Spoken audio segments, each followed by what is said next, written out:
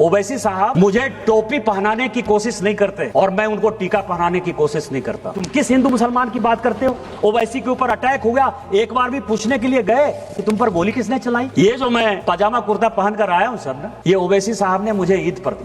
टोपी पहनने से मैं मुसलमान नहीं हो जाऊंगा और टीका पहनने से ओवैसी जो है वो हिंदू नहीं हो जाएगा। हम दोनों नदी की वो धार में राष्ट्रीय स्वयंसेवक संघ का कट्टर आदमी, हमारा मुसलमान के साथ किसी प्रकार का कोई रिलेशन नहीं हो सकता। लेकिन जब देश की बात आती है, ऑपरेशन सिंदूर की बात आई, तो हम और ओवैसी एक साथ थे और हमने और ओवैसी ने देश के बारे में जो बात कहा वो सबसे इंपॉर्टेंट है सर।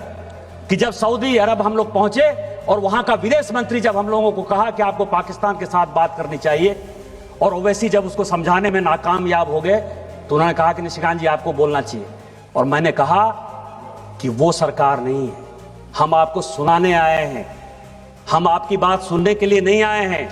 मनमोहन सिंह नहीं है हम कि 2008 में मुंबई बम ब्लास्ट हो गया और आपके कहने पर इसी सऊदी अरब के दबाव में, इसी अमेरिका के दबाव में, शर्म अल शेख में आपने जाकर समझौता कर लिया, एग्रीमेंट हो गया। पहली बार भारत सरकार ने कॉम्प्रोमाइज करते हुए यह बता दिया कि बलूचिस्तान में जो कुछ हो रहा है वो भारत सरकार का उसमें योगदान है। हम वो घटिया आदमी नहीं है। यदि हमारे आदमी को आपने मारा है तो हम मारेंगे। आपको पाकिस्तान को समझाना है तो समझाइए।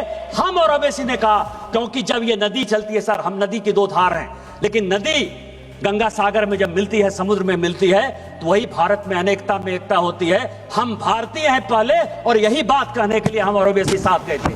2014 से लेकर 2026 तक, सुनने वाली बात है, 2014 से लेकर 2026 तक राहुल गांधी ने 260 विदेश यात्रा की है सर। एक दो नहीं, 260। अब आपको मैं बता रहा हूं कि गांधी फैमिली का कोई बिजनेस नहीं है सर। किताब की रॉयल्टी से जो पैसा आता होगा, इसके अलावा कोई बिजनेस नहीं है। ये 260 यात्रा किसने स्पॉन्सर की? Leader of the propaganda. जब एक इग्नोरेंट आदमी एरोगेंस का शिकार हो जाए तो हमारे हिंदी में एक कहावत है कि फटा पोस्टर निकला हीरो, या लीडर ऑफ प्रोपगंडा इस तरह की हरकतें क्यों करते? 95 चुनाव हार चुके, 95 चुनाव हार चुके, मीडिया उनको सीरियसली नहीं ले रहा है, देश उनको सीरियसली नहीं ले रहा है। हालत क्या हो गई है कि आप यह समझिए कि जब सोनिया जी ने इस पार्टी को छोड़ा तो 206 उनके लोकसभा के सांसद थे सर। जब राहुल गांधी जी के बाद यह पार्टी गई तो वो 44 पे चली गई।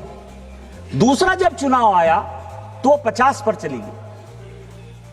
इसके बाद सोनिया जी को लगा कि अकेले से नहीं हो पाएगा, तो पार्टी एकदम खत्म ही कर देगा, तो प्रियंका गांधी को उन्होंने जो है उसके साथ भेज दिया। तो अभी 99 सीट पर जो है पहुंच गए सर। इसके बाद जो है वो फिर से खत्म होने के कगार पर हैं। इसी कारण से लाइमलाइट लेने के लिए अब लड़ाई हो रही है कि प्रियंका जी नेता बनेंगी कि ये बनेंगे। इस कारण से जो है ये इस तरह की हरकत कर रहे हैं सर, केवल देशद्रोही हरकत कर रहे हैं। कि गांधी परिवार में जो आदमी पैदा होता है वो प्राइम मिनिस्टर इन वेटिंग होता है, एलओपी नहीं होता है, लीडर ऑफ प्रोपगंडा नहीं होता है सर, लीडर ऑफ अपोजिशन नहीं होता है, प्रधानमंत्री होता है। अभी उनके बेटे की शादी होने वाली है, मैं उनसे रिक्वेस्ट करूंगा कि अपने बेटे के साथ मेरा फोटो खिंचा दीजिएगा, क्योंकि लड़ाई तो वही है ना। वो राजा है सर, हम रंक है।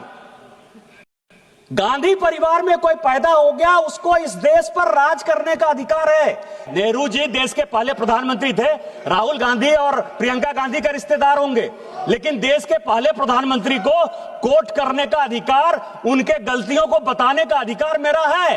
वो देश के पहले प्रधानमंत्री थे।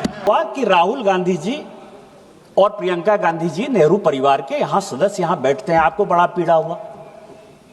मौत का सौदागर प्रधानमंत्री हत्यारा है, चौकीदार चोर है, प्रधानमंत्री चोर है, डकैत है, देश को बेच दिया। लीडर ऑफ द अपोजिशन इतनी बातें बोलता रहा, आपको शर्म नहीं आती है? यदि नरेंद्र मोदी को कोई बच्चा नहीं है तो क्या उनको डिफेंड करने वाला कोई नहीं है? वो भारतीय जनता पार्टी के नेता हैं और इस देश के प्रधानमंत्री हैं। एक नहीं 1000 बार यदि बोलना पड़ेगा तो हम बोलेंगे। और मैंने क्या कहा सर? मैंने क्या कहा सर? मौत का सौदागर सोनिया जी ने on the floor of the house का है, हत्या Rahul on the floor of the house का है। क्या बात कर रहे हो?